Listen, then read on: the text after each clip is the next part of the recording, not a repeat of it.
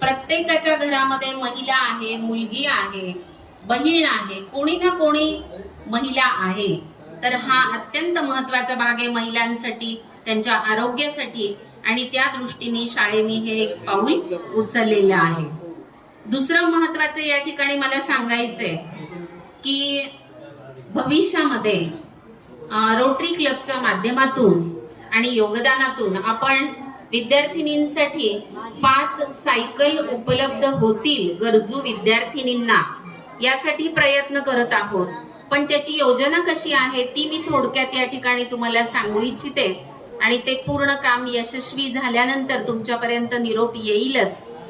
की त्या सायकलींचं आपण मिळाल्यानंतर काय करणार आहोत, तर ती सायकल बँक असणार आहे. म्हणजे काय, तर आपल्या शाळेतल्या ज्या 5 अत्यंत गरजू विद्यार्थिनी असतील, शिक्षकांनी निवडलेल्या सगळ्या